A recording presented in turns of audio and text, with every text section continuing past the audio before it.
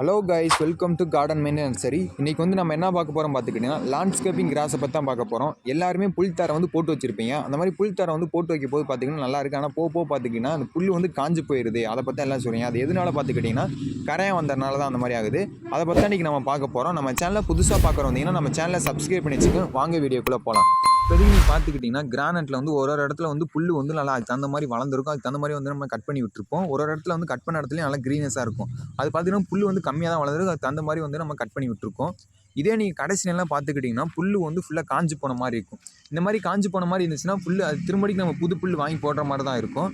இதே உங்களுக்கு லைட்டாக தான் ஆரம்பிக்குதுன்னா அதுக்கு நீங்கள் என்ன பண்ணணும்னு பார்த்துக்கிட்டிங்கன்னா அந்த குளோரியா பைபாஸ் மருந்தை வாங்கி 500 ml இருக்கும், இல்லாட்டி 250 ml இருக்கும். இதே நீங்கள் 500 ml மருந்து வாங்கியிருக்கீங்கன்னா ஒரு 50 லிட்டர் தண்ணியில் மிக்ஸ் பண்ணி தொளிச்சு விட்டாலே போதும். அப்படி இல்லாட்டி நீங்கள் கப்பில் வாங்கி இந்த லைன்லாம் இருக்கிறத ஊற்றி விட்டாலே போதும். இதே நீங்கள் லென்த்தியாக போட்டு வச்சுருந்தீங்கன்னா கொஞ்சம் அதிகமான இடத்துல இந்த கிரானைட் இல்லாத இடத்துல நீங்கள் போட்டு வச்சுருந்தீங்கன்னா அதுக்கு வந்து நீங்கள் சும்மா தொளிச்சு விட்டாலே போதும். அந்த மாதிரி நீங்கள் தொளிச்சு விட்டாலே போதும். உங்கள்கிட்ட ஒரு 5 நாளுக்குள்ளேயே உங்களுக்கு தெரிய ஆரம்பிச்சிடும். அந்த கரையாகப்பட்டு போய் திருமடிக்கு புல் வந்து ஓரளவுக்கு லைட்டாக படர ஆரம்பிச்சிடும். அந்த மாதிரி படர ஆரம்பிச்சிடும் புல் ஆட்டோமேட்டிக்காக வளர ஆரம்பிச்சிடும்.